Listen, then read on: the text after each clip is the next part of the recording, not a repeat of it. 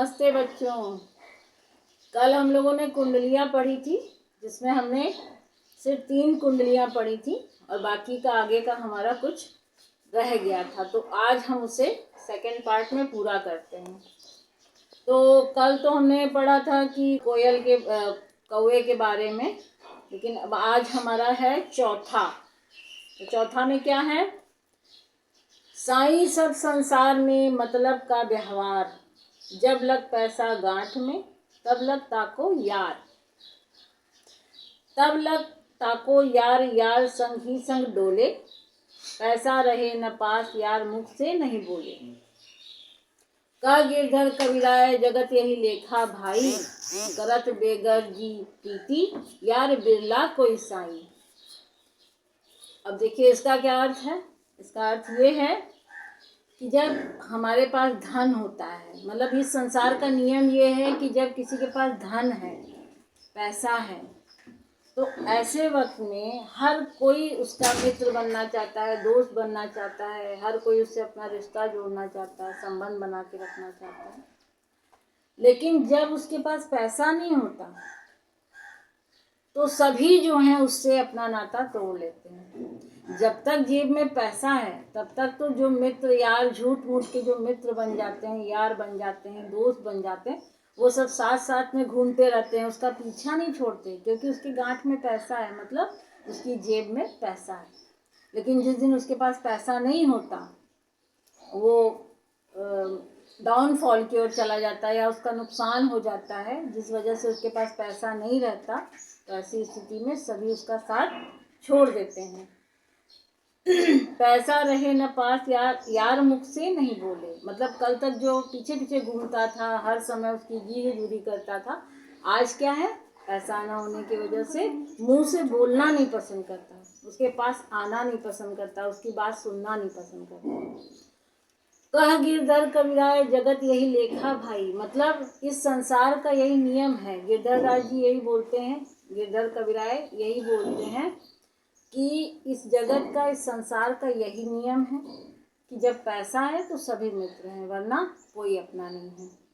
करत बेगर जी प्रीति यार बिरला कोई साई। बेगर जी मतलब जिसका कोई गरज ना हो, जिसकी कोई गरज ना हो, वो ऐसी दोस्ती बिरला ही कोई करता है। मतलब कहीं 1000, 2000, लाख, 2 लाख में शायद ही कोई ऐसा हो जो बिना किसी स्वार्थ के किसी से मित्रता करे। अच्छा, अब हम आ जाते हैं 5वें पर। रहिए लटपट काट दिन, बरु घामे माँ सोए, छाह न बाकी बैठिए, जो तरु पत्रो होए, जो तरु पत्रो होए, एक दिन धोखा दे हैं, जा दिन बहे बयारी टूट जब, तब जर से जय हैं, कर कह गिरधर कबीराय छाह मोटे की रहिए, पाती सब झारी जाए तरु छाया में रहिए।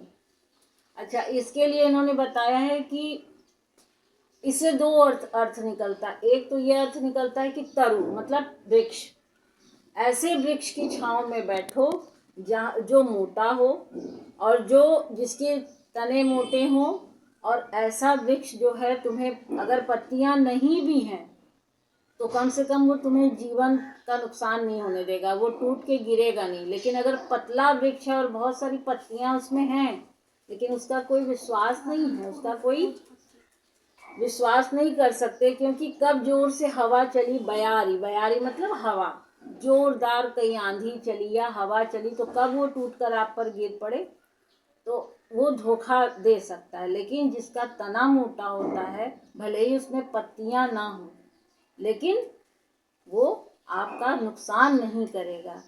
ना पत्तियां ना होने के बावजूद भी जो उसकी शाखाएं हैं, उसके छांव में आप आराम से सो सकते हैं, क्योंकि वो मजबूत पेड़ है, वो कोई पतला पेड़ नहीं है। इसी तरह कि जब कभी संकट का समय है, कुछ ऐसी तकलीफ का दिन है, तो किसी ऐसे मजबूत का सहारा लें, ऐसे छिछले का सहारा न लें जो आपको धोखा दे जाए। ऐसे मजबूत इंसान का सहारा लें, भले ही वो उतना पैसे से मजबूत ना हो, लेकिन अगर वो आपको धर्म के रास्ते पे चलाता है और आपको सही राह दिखाता है, तो उसी मोटे पेड़, उसी के तने के समान होगा, माने माना जाएगा। अब उन्होंने यही बोला है कि कह गिरधर कबराए छाव मोटे की गहिए, मतलब मजबूत के छाव में ही रहिए। अब आइए हम आ जाते हैं 6वें पर। पानी बाढ़े नाव में, घर में बाढ़े दाम, दो हाथ उलीचिए यही सयानो काम, यही सयानो काम, राम को सुमिरन कीजय, पर स्वार्थ के काज शीश आगे धर दीजय, का गिरधर कबीराए बड़ेन की यही बानी, चलिए चाल सुचार राखिए अपना पानी।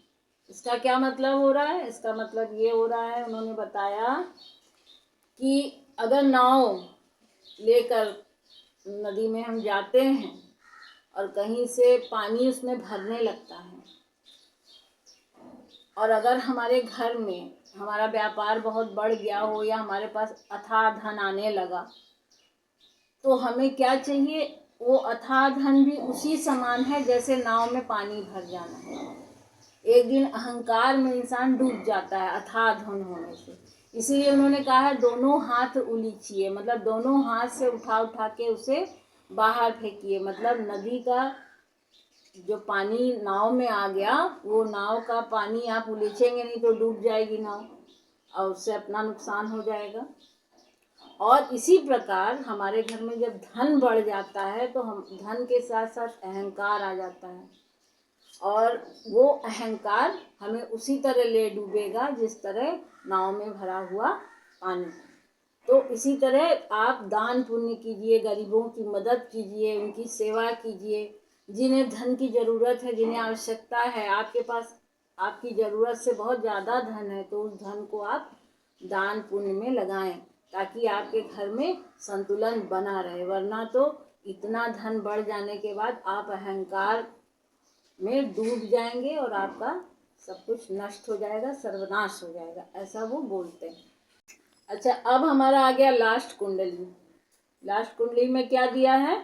राजा के दरबार में जैसे समया पाए, जये समया पाए, साईं तहाँ न बैठिए, जहाँ कोऊ दे उठाए, जहाँ कोऊ दे उठाए, बोले अनबोले रहिए, हंसिए नहीं हहाए, बात पूछे ते कहिए, कह गिरधर कबीराए समय सो कीजय काजा, अति आतुर नहीं होए, बहुरी अनखै हैं राजा, अनखै हैं राजा। अब इसका अर्थ क्या होता है? गिरधर कबीराय जी बोलते हैं कि हमें कभी भी, अब राजा तो देखिए रहे नहीं, किसी भी ऐसे व्यक्ति के घर जो बहुत पैसे वाला हो या फिर बहुत बड़ा आदमी हो या कोई बहुत बड़ा विद्वान हो, कोई भी मतलब ऐसा जो हमसे काफ़ी बड़ा हो और उससे हमारा सम्मान बहुत ज़्यादा हो, तो गिरधर कबीराय जी कहते हैं कि राजा के दरबार में अवसर पाकर ही जाना चाहिए। ज़रूरत ना हो तो बिल्कुल ना जाएं, बिल्कुल नहीं जाएं। हमें एक बात का सदैव ध्यान रखना चाहिए कि हमें अपनी हैसियत देखकर ही स्थान ग्रहण करना चाहिए। जो हमारी हैसियत है राजा के दरबार में जाने पर, उसी हिसाब से हमें बैठना चाहिए। या उसके घर, जिसके घर हम अपनी घर जा रहे हैं और हम अपनी हैसियत से ऊपर जाके बैठ जाते हैं तो कोई भी आएगा उसे उठा देगा, इससे हमारा सम्मान घटेगा, क्योंकि हमें वहाँ से उठा दिया गया, तो ये हमारे लिए असम्मानजनक बात हो गई। तो ऐसे स्थान पर न बैठें जो हमारे स्तर के अनुकूल ना हो, क्योंकि ऐसे स्थान पर बैठने से हमें कोई भी वहाँ से उठा सकता है। कभी कहते हैं कि ऐसी स्थिति आने पर हमें चुप ही रहना चाहिए। अगर ऐसी स्थिति आ ही जाए तो हमें क्या करना चाहिए? चुप रहना चाहिए, तर्क नहीं करना चाहिए, वितर्क नहीं करना चाहिए, कुतर्क नहीं करना चाहिए। हमें बोलते समय भी संयम बरतना चाहिए। जब बोलते हैं तो अपनी बोली, अपनी भाषा पर बहुत संयम से काम लेना चाहिए। ये नहीं कि हम कुछ भी बोले जा रहे हैं और सामने वाले के ऊपर उसका गलत असर आ रहा है। अनावश्यक रूप से जोर जोर नहीं बोलना चाहिए, ना हंसना चाहिए। ना तो जोर जोर बोलें और ना हंसें, क्योंकि दोनों ही खराब माना जाता है, गलत माना जाता है। जब हमसे कोई पूछे तभी हमें उसका उत्तर देना चाहिए। ऐसा नहीं कि दो लोग बात कर रहे हैं और उसमें घुस के हम अपना बताने लगे कि ऐसा हम उत्तर देने लगे। ऐसा नहीं करना चाहिए, इससे ना असम्मान ही होता है। यही व्यवहार कुशलता है। हमें अपने प्रत्येक कार्य को समय पर करना चाहिए। हमें अधिक उतावला नहीं होना चाहिए।